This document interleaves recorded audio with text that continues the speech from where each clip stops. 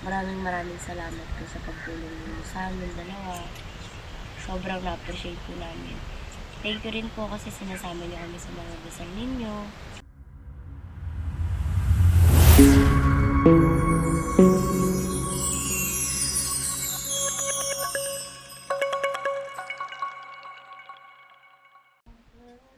Guys, tingnan nyo.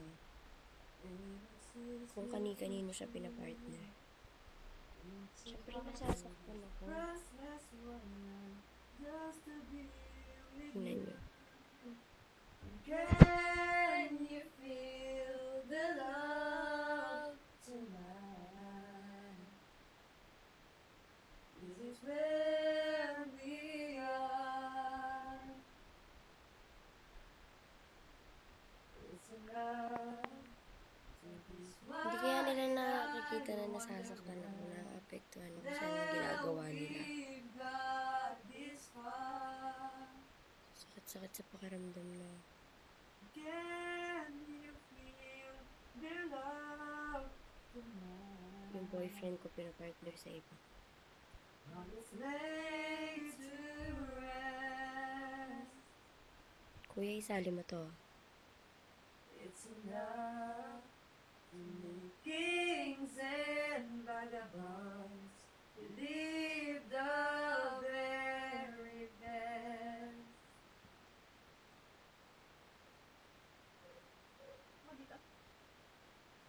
Time for everyone, if they only learn.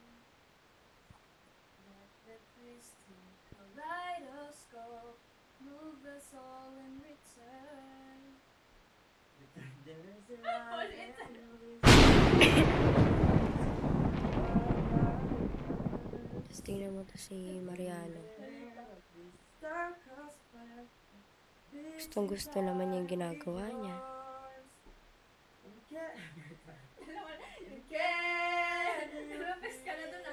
The love tonight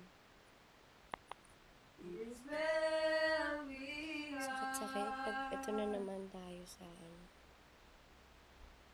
It's enough. ulo. For this why I wonder that we Hindi naiintindihan ng SY yung nararamdaman ko. Can you feel the love tonight? How it's laid to rest. Siyempre guys, nasasaktan din ako na sobra. It's enough to make kings and vagabonds believe the very best. It's enough to make kings and vagabonds believe the very best.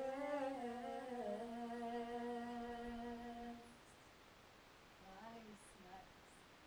Practice pa tayo ba? Makanta.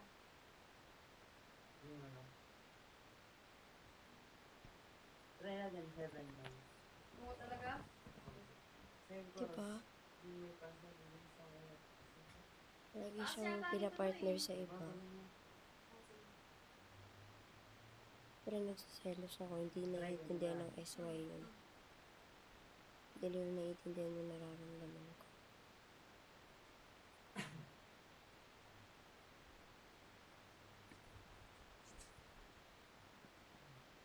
Halagang. Ito na yan. She's always at mine. Oh, shit! From the time I wake up till I close my eyes, she's everywhere I go.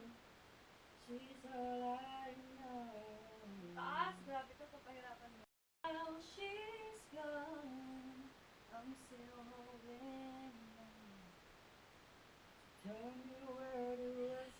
Ito naman si Mariano, gustong gusto niya. Breaking my heart. Hindi rin alam yung limitasyon. Let her go.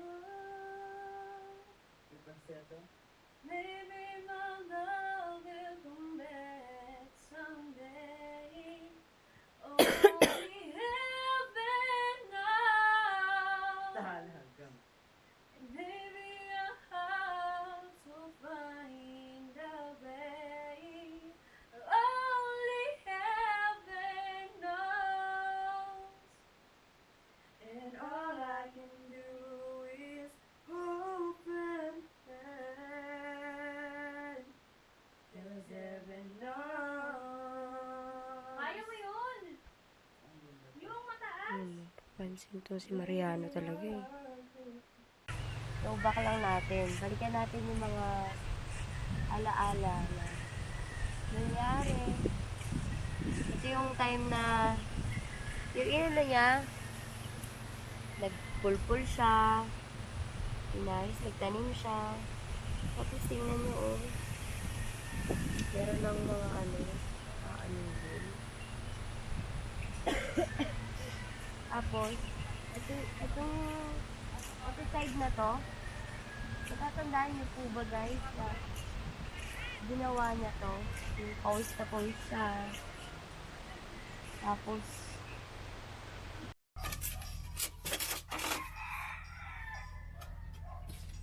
Yun na.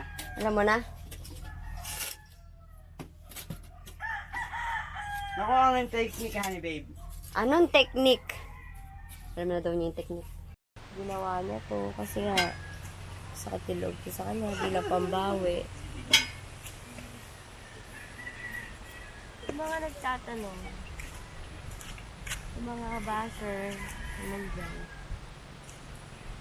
Akala niyo lang hindi ako nasasaktan. Kasi wala kayong naririnig na na sinasabi ko. Wala kayong naririnig na umaangal ako sa mga sinasabi ninyo. Pero nasasaktan din po ako. Siyempre. Tapos, punta naman tayo dun kung saan ko siya sinagot.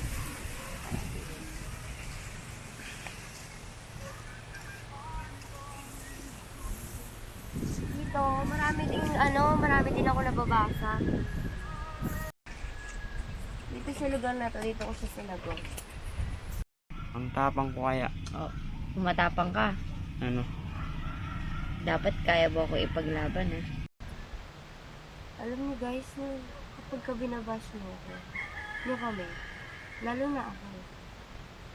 Kay Mariano, binabash din siya ng iba.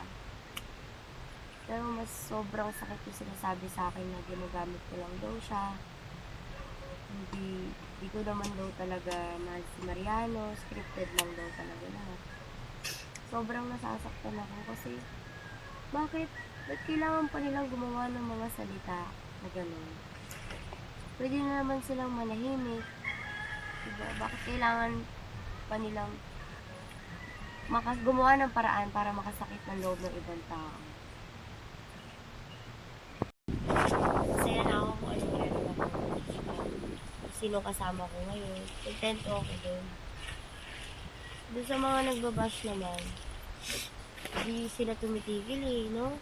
Diba? Hindi sila tumitigil na amin ako, i-bash ako, kung ano-ano sinasabi nila sa akin, na pati si kuya, yung cameraman, sinasabi na karelasyon ko daw, ganyan. Grabe naman kayo mga pagsalita. Hindi naman din ganun. Hindi totoo yung mga sinasabi nyo ngayon. Walang cam gel na nagaganap. Wala rin Javen na sarcon. Walang ganun. Wala na yun. Matagal-tagal na yun. Para sa mga basher, sa lahat ng mga basher, kung akala nyo lang, kung alam nyo lang kung gaano ako nagsasuffer. Minsan nga hindi ko na lang binabasa eh. Minsan nga hindi na lang ako nanonood ng mga vlog namin eh. Fake lang, scripted lang. Scripted pala. Sige, scripted pala. Pero bakit ganon? Bakit ganon yung mga sinasabi ninyo na, di ba hindi naman kayo sure na scripted o hindi? Meron bang nagpatunay sa inyo na scripted ko? Wala naman, di ba? Kung meron man nagpatunay sa inyo, saludo ako sa kanya. Bakit? Kasi ba't alam niya pa sa amin? Eh kami magkarelasyon eh. Magkarelasyon kami ni Mariano eh. Bakit mas alam niya pa yung nangyayari sa aming dalawa? Eh, tapos na. Sobra ako nasasaktan kasi pati sila nagagama. Pamilya ko si mama. Kesyo, hindi daw boto si mama kay Mariano. Bakit daw ganun daw? Pakikitungo ni mama kay Mariano. Ganun. Tapos, si daddy, naapektuhan kasi gabi-gabi umiiyak ako sa kanya. Sinasabi ko lahat ng nababasa ko. Sobrang ang sakit-sakit.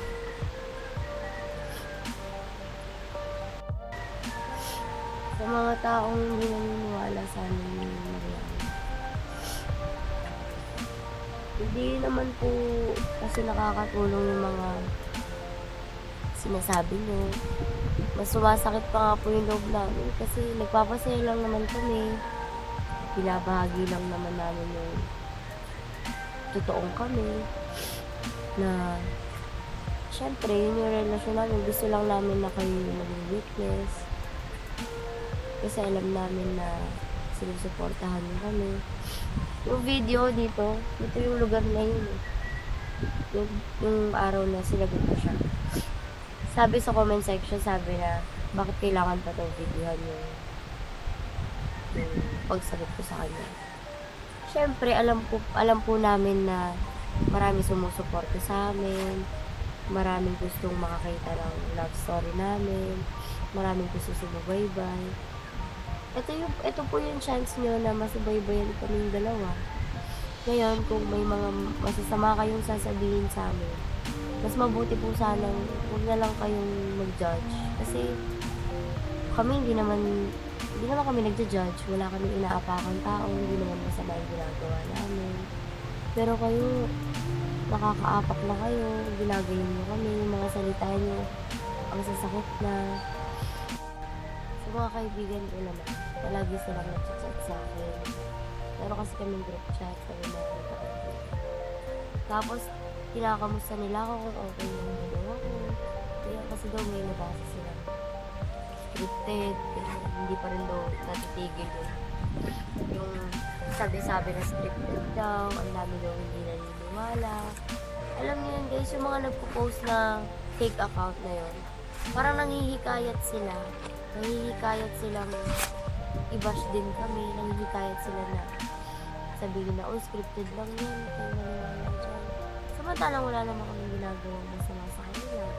Hindi ko alam kung saang banda sila naiinggit. Hindi ko alam kung anong dahilan naman magkaganon nila sa akin.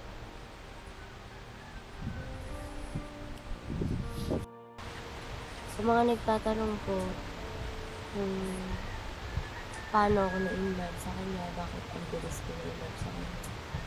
Sa totoo lang, una kong naramdaman sa kanya awa. Naawa ako sa kanya nung kinukwento niya sa akin na nagtitinda siya sa flight, pupunta siya sa iba't ibang lugar.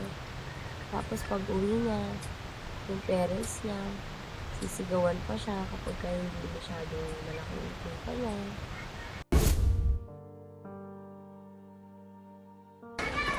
Ano ba? Yung bang music, siya ba yung nagpapahig sa akin? Kung baga po kung malungkot ako, siya ba yung nagpapasaya ko sa akin?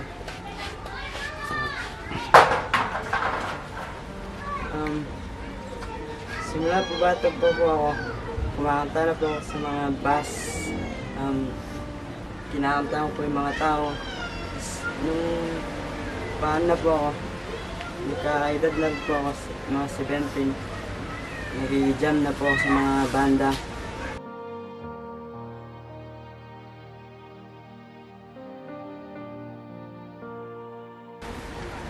Opo, yung pong ibang bus po kasi, ay, yung parang pong ayaw nilang magpakit sa nila sa mga bus po nila. Akala ko kasi ng mga iba po, yung masama po yung entrance nyo sa kanila. Pero hindi man po. Gusto ko lang po magpasaya po yung mga tao sa music. Thank you po. Inaawa ko hanggang sa nag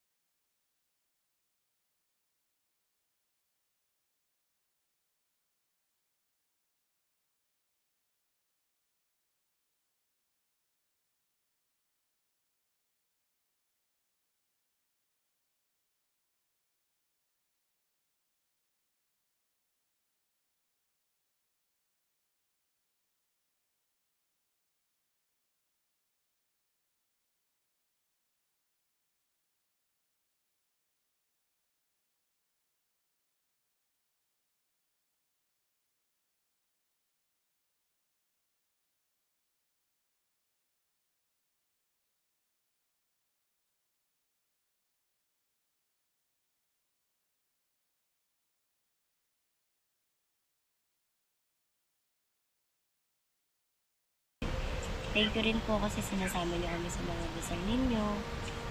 Salamat kasi kahit na hindi namin kayo masyadong nakakausap kasi nga dahil busy, pagod, gagawa ng mga vlog. Thank you kasi hindi kayo nagsasawang every morning, mag-good morning, magpapaalala na kain na kayo. Sobrang salamat po sa inyo. Sana huwag po kayong titigil na sumuporta sa amin.